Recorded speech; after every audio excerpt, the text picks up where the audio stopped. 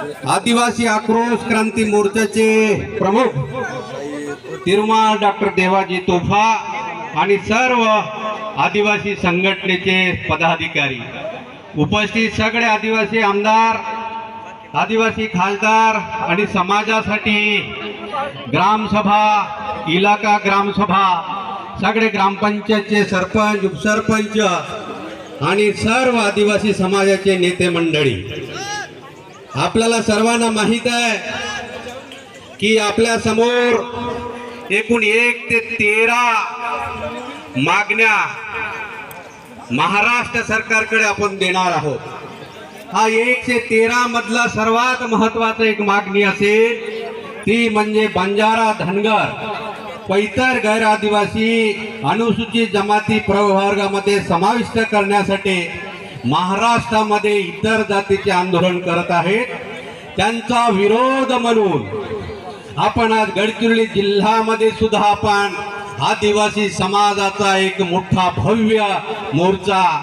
हा मोर्चा गेल्या 75 वर्षात कधीही एवढा निघाला नाही तेवढा आज आपला आदिवासीच्या हक्कासाठी निघाला. म्हणून तमाम आदिवासी जनतेला मी माजी आमदार म्हणून आणि या अखिल भारतीय आदिवासी विकास परिषदचा जिल्ह्याचा अध्यक्ष म्हणून सर्व आदिवासी समाजाला मी खूप खूप अभिनंदन करतो. आणि या संदर्भात बरेच लोकांनी आपल्या समोर मागण्या मागितल्या आहेत आणि आपल्याला सर्वांना माहित आहे की जेथपर्यंत आपण संघर्ष करणार नाही,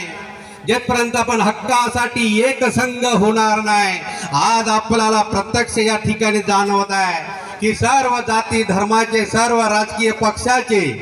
आपल्या आदिवासीच्या हक्कासाठी आपण एकत्र आलेलो आहात. हा एक मोठा विजय आहे आणि हा गडचिरोलीचा इतिहास तमाम महाराष्ट्रभरामध्ये जाणार आहे. असा संपूर्ण महाराष्ट्रभर समजा पूर्ण आदिवासी जमातीचे 45 जमातीचे